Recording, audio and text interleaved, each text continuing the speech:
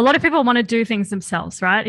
Particularly if you're in a situation where you are single, again, perhaps you have had some kids, single mum but you're used to looking after yourself and you're used to looking after others. So people want to try and go at their own and they're like, oh, I'll just do my own research. I'll look up the banks. I'll compare the products because you're used to you don't want to pay fees to people where you don't have to because finances are tight and whatnot.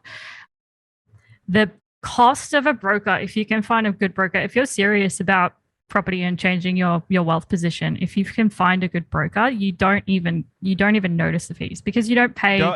But there are no upfront fees. Like the broker. Yeah, you don't pay an upfront fee. It's a trail fee based on the banks pay. The banks pay them. Yeah, so there's no there's fee. No cost. Like it's the best. It's the best investment you will ever make because it's free. It costs you nothing, right? But it can make you literally millions of dollars, right? Yep. Like finding a good broker is one of the best investments you're ever going to make. Finding a good team for that matter, like getting the right team around you will be the difference, can make a 10x difference to your returns, even factoring in any associated costs. So that includes finding the right property team, finding the right finance team, finding the right legal team, finding the right accounting team.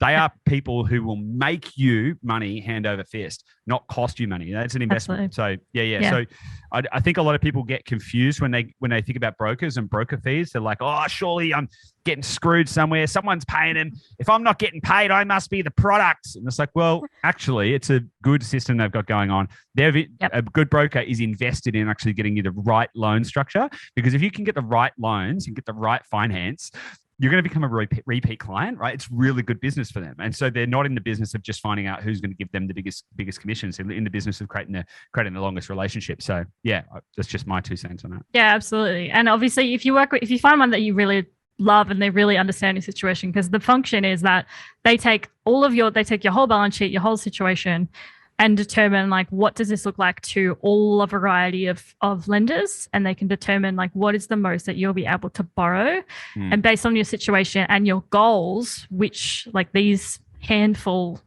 are the best for your situation. But they'll also like recommend like, if you do have a $5,000 credit card, I know again for a lot of single moms, like that is a lifeline for a lot of people, and the idea of just cutting up a credit card is really scary because that's just a lifeline for so many people.